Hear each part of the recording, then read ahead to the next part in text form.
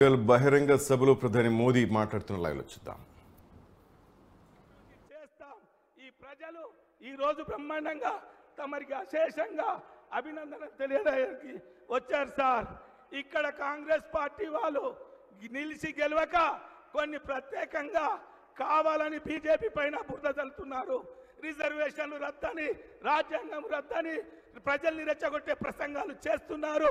ఒక పేద బిడ్డ, ఒక బడుగుల బిడ్డ, ఒక బలహీన వర్గాల బిడ్డ, మరి బలహీన వర్గాల ఆశాజ్యోతి జననేత పేదల కోసం రిజర్వేషన్లు పెంచుతాడే తప్ప మరి తగ్గించే ప్రసక్తి లేదు. వరంగల్ ప్రజలారా, మీ అందరికీ తెలుసు ఈరోజు మోడీ గారి నాయకత్వంలో ఈ దేశంలో జరిగిన పాలన విధానం, ఈ దేశంలో ఉన్న పేద బడుగు బలహీన వర్గాల కోసం చేపట్టిన కార్యక్రమాలు ఈరోజు మోడీ గారి ఖాయంలో ఉన్నాయి. దయచేసి మూడోసారి మోడీ గారిని ప్రధాని చేద్దాం. ఈ బిడ్డను ఆశీర్వదించాలని కూడా ఈ సందర్భంగా నేను చేతులెత్తి నమస్కరిస్తూ సెలవు తీసుకుంటున్నా. జై హింద్, జై భారత్, జై తెలంగాణ, జై శ్రీరామ్, భారత్ మాతాకి. మోడీ గారి నాయకత్వం, మోడీ గారి నాయకత్వం, కమలం పువ్వు గుర్తుకే, కమలం పువ్వు గుర్తుకే. ఆరు రమేష్ గారికి ధన్యవాదాలు. ఇప్పుడు మన దేశ ప్రజల యొక్క అభిమానాన్ని చూరగొని రెండోసారే కాదు మూడోసారి तीसरा बार प्रधानमंत्री पदवी के लिए आ रहे हमारा गौरव प्रधानमंत्री श्री नरेंद्र मोदी जी से मैं अनुरोध कर रहा हूं वे संबोधित करने के लिए हमारा राका सुधाकर जी ट्रांसलेशन చేయవలసిందిగా కోరుతున్నాను.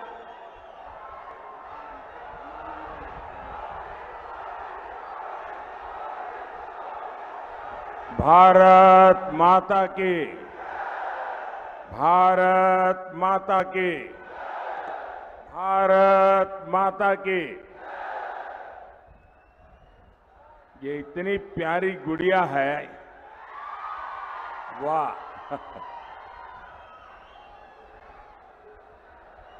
नाम क्या है इसका?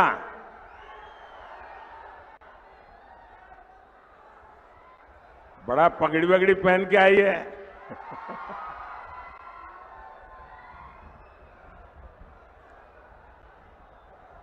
ना तेलंगाना कुटुंब సభ్యులందరికీ नमस्कारायो। ये मेरा सौभाग्य है कि अहमदाबाद जो मेरी कर्मभूमि रही गुजरात में, उस अहमदाबाद नगर की जो नगर देवी है, नगर देवता है, वो भद्रकाली है। और मुझे आज यहां माता भद्रकाली के चरणों में प्रणाम करने का अवसर मिला है। यहां से कुछ दूरी पर मौजूद रामप्पा मंदिर को भी मैं श्रद्धापूर्वक प्रणाम करता हूं। ये क्षेत्र काकतीय साम्राज्य के गौरव का प्रतीक है और तीसरे चरण के मतदान के अगले दिन मुझे इस क्षेत्र में आपसे आशीर्वाद लेने का सौभाग्य मिला है। साथियों, तीसरे चरण ने दो बातें साफ कर दी है। पहला, एनडीए 3 चरणों में ही विजय रथ तेज गति से जनता आगे ले जा रही है। दूसरा, कांग्रेस के लोग मैग्नीफाइंग ग्लास लेकर अपनी सीटें खोज रहे हैं। आज तेलंगाना में आपका उत्साह, ये आपके आशीर्वाद इतने अद्भुत है। मैं एक और बात कह सकता हूं, चौथे चरण में कांग्रेस का सामान्य मैग्नीफाइंग ग्लास से काम नहीं चलेगा। कांग्रेस को अपनी सीटें खोजने के लिए माइक्रोस्कोप की जरूरत पड़ेगी। నా తెలంగాణ కుటుంబ సభ్యులందరికీ నమస్కారాలు। నా అదృష్టం ఏమిటంటే నేను పనిచేసినటువంటి అహ్మదాబాద్ యొక్క అధిష్టాత్రి దేవత కూడా భద్రకాళి। ఆ భద్రకాళి అమ్మవారికి ఆమె చరణాలకు నేను ప్రణామం చేస్తున్నాను।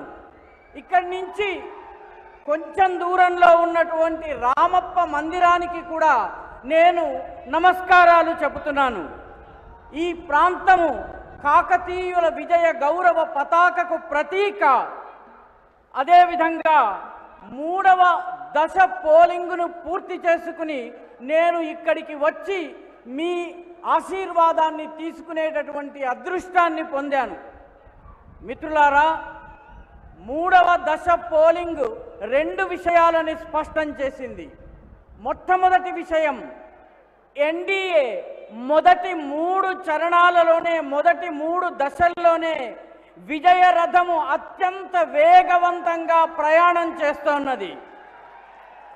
రెండవ విషయం, కాంగ్రెస్ తన సీట్లు ఎక్కడెక్కడ గెలుస్తుందా అని భూతద్దం పెట్టి చూసేటటువంటి పరిస్థితి వచ్చింది। నేడు తెలంగాణలో మీ ఉత్సాహము, మీ ఆశీర్వాదము చాలా అద్భుతంగా ఉంది। నేను మరొక్క మాట చెప్పదలుచుకున్నాను, 4వ చరణం పూర్తయ్యేసరికి కాంగ్రెస్ తన సీట్లను భూతద్దంతో వెతికితే దొరకవు, దానికోసము మైక్రోస్కోప్ కావలసి ఉంది। साथियों, मेरे लिए और बीजेपी के लिए वारंगल हमेशा से बहुत खास रहा है।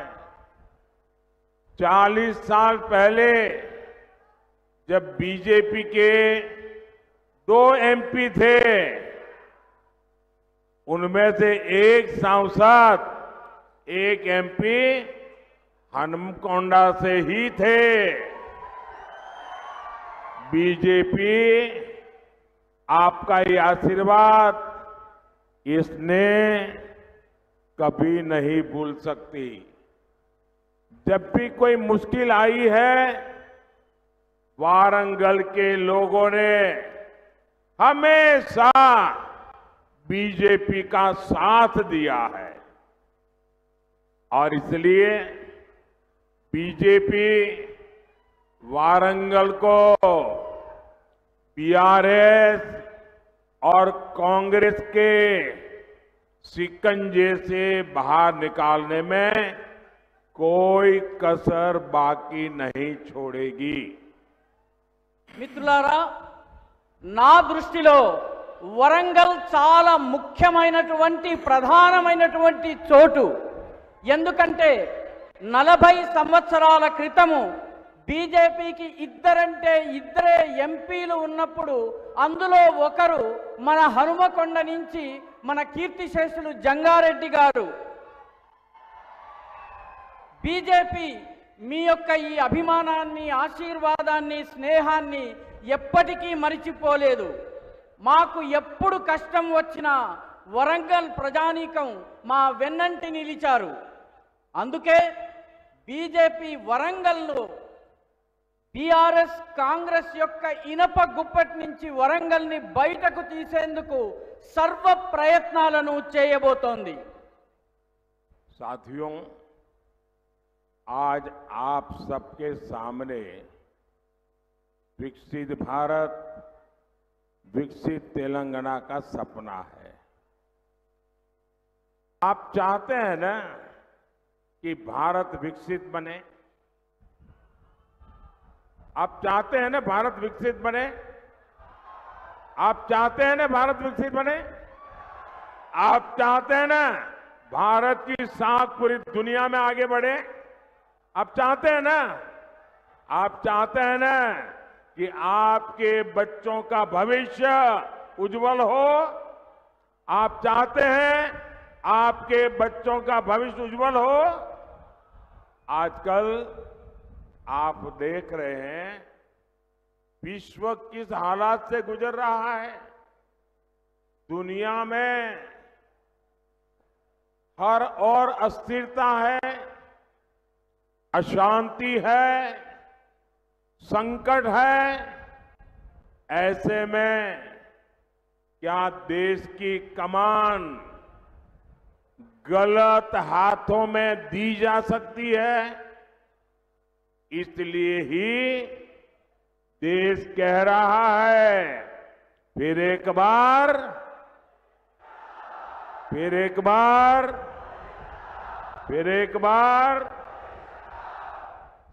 మిత్రులారా, మీరందరూ వికసిత భారత్, వికసిత తెలంగాణ కలను కంటున్నారు. మీరందరూ భారతదేశం అభివృద్ధి చెందాలని కోరుకుంటున్నారా? మీరు భారతదేశం యొక్క ప్రతిష్ట ప్రపంచమంతా వ్యాప్తం కావాలని కోరుకుంటున్నారా? అదేవిధంగా మీ పిల్లల భవిష్యత్తు ఉజ్వలంగా ఉండాలని మీరు కోరుకుంటున్నారా? ఈ రోజుల్లో ప్రస్తుత పరిస్థితుల్లో మీరు చూస్తున్నారు ప్రపంచం ఎలాంటి పరిస్థితుల్లోంచి వెళ్తుందో. ప్రపంచమంతటా అస్థిరత, అశాంతి, భయాందోళనలు, విపత్తులు ఉన్నాయి. ఇలాంటి పరిస్థితుల్లో దేశం యొక్క కార్యభారము, దేశం యొక్క పూర్తి శక్తి తప్పుడు చేతుల్లోకి వెళ్ళకూడదు. అందుకే దేశం ఏమంటోందంటే అబ్ కీ బార్ మోదీ సర్కార్ అంటోంది. साथियों, 10 साल पहले की कांग्रेस की केंद्र सरकार कोई उसके पापों को भूल नहीं सकता।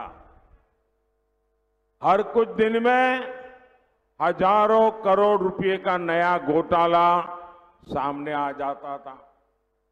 देश के बड़े बड़े शहरों में सीरियल बम ब्लास्ट होते थे।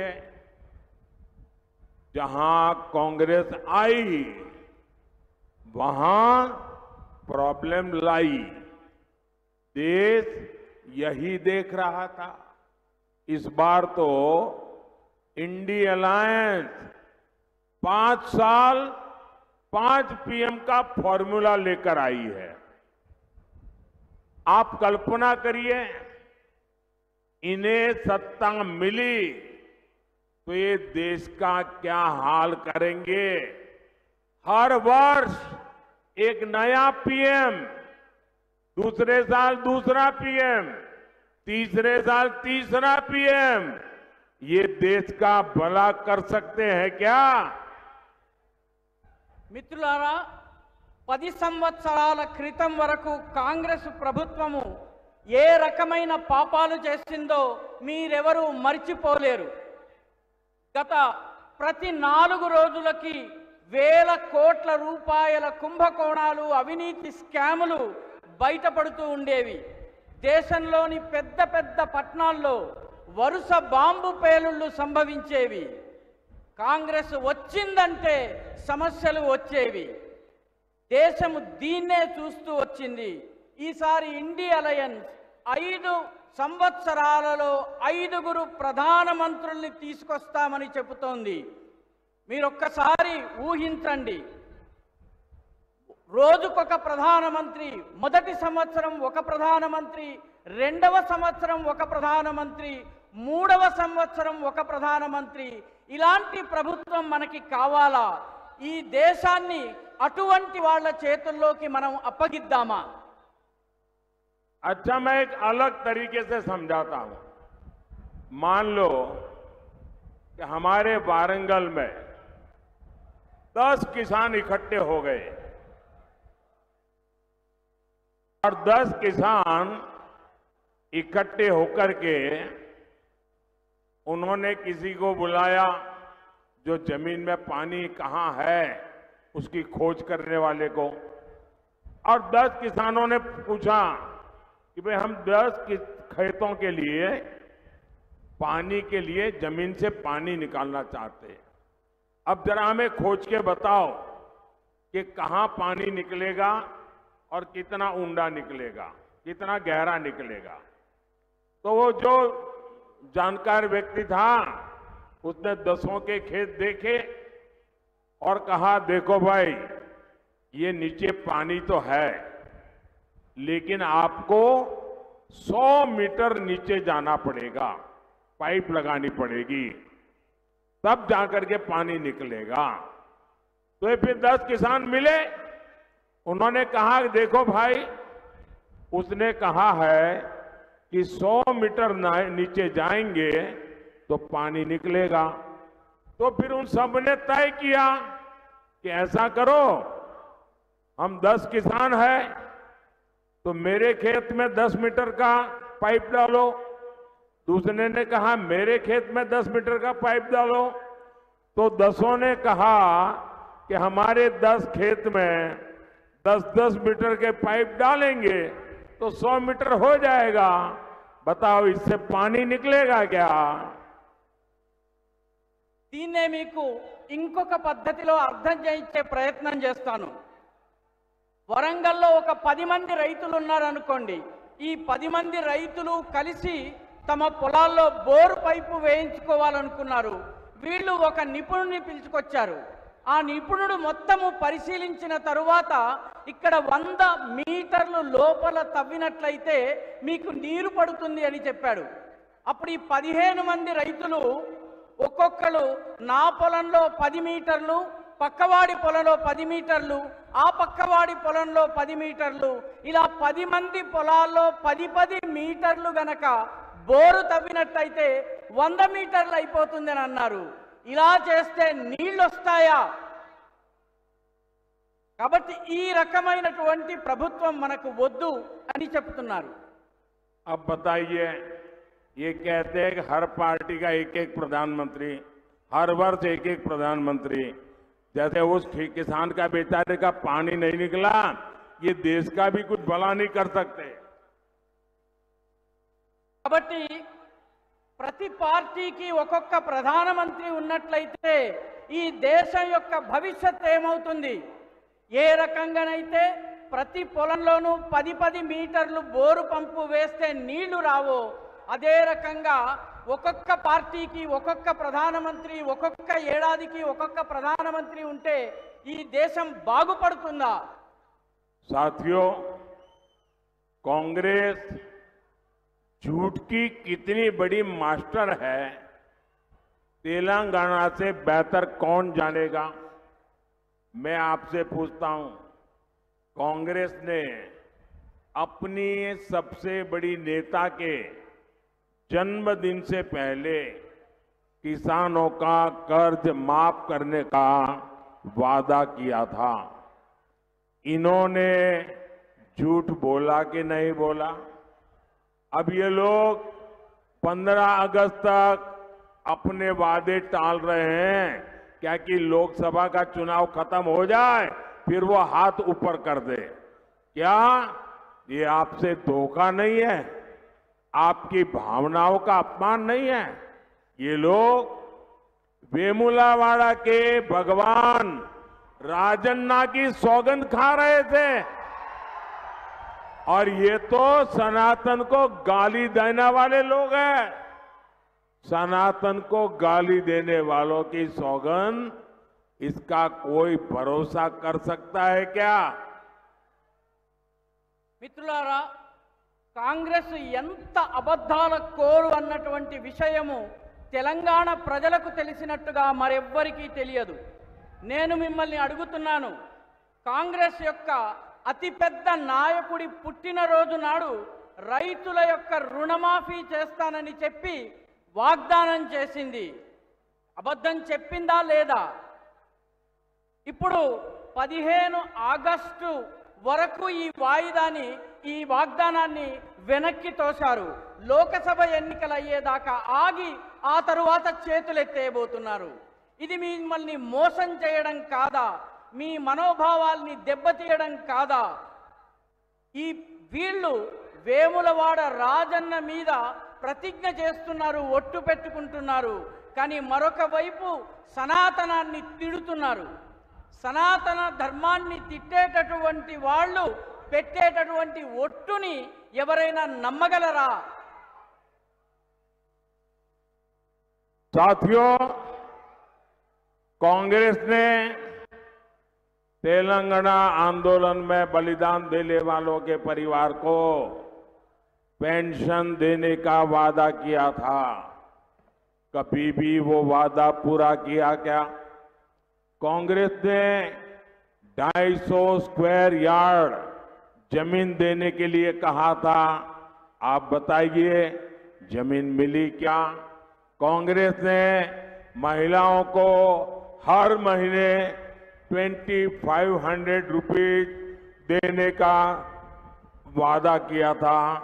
आज तक यहाँ की महिला इसका इंतजार कर रही है।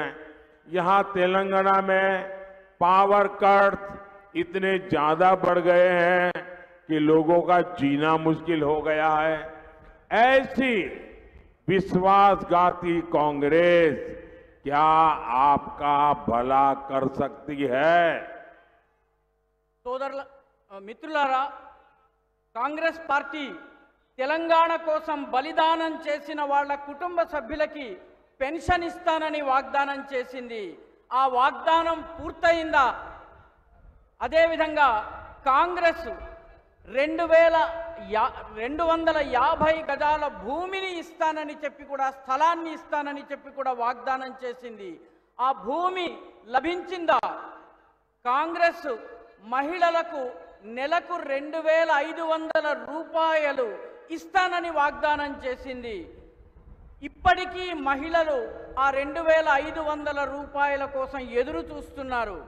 ఇక్కడ తెలంగాణలో విద్యుత్ కోతలు, పవర్ కట్స్ ఎంతగా పెరిగిపోయినాయంటే ప్రజలకు ఈ గంట గడవడం కష్టమైపోతోంది. ఇటువంటి నమ్మక ద్రోహి అయిన కాంగ్రెస్ మీకు ఎలాంటి మేలు చేయగలదు? ఒక్కసారి ఆలోచించండి. साथियों, जब से कांग्रेस आई है तेलंगाना का विकास ठप पड़ा है। सरकार का खजाना खाली हो गया है। जरा बताइए, ये पैसा कहां जा रहा है? तेलंगाना की जनता का पैसा डबल आर टैक्स के नाम पर लूटा जा रहा है।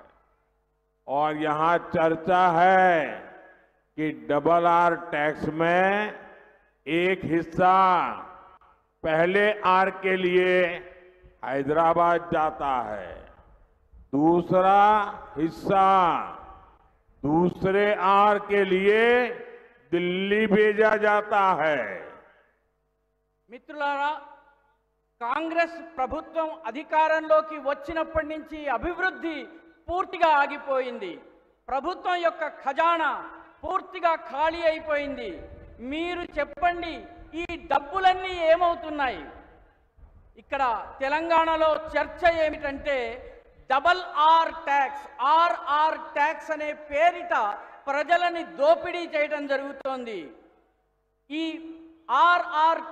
డబల్ ఆర్ ట్యాక్స్ లోని మొదటి ఆర్ కోసము ఒక భాగం హైదరాబాద్కు వెళితే రెండవ ఆర్ కోసము ఢిల్లీకి వెళ్తోంది. कांग्रेस हो या इंडी अलायंस, ये जहां सत्ता में आए वो राज्य उनका एटीएम बन गया। अभी झारखंड से नोटों के पहाड़ निकले हैं, आपने देखा है ना। इसके पहले कांग्रेस के एक सांसद के यहां 300 करोड़ कैश निकला था और जब मोदी इनके ब्लैक मनी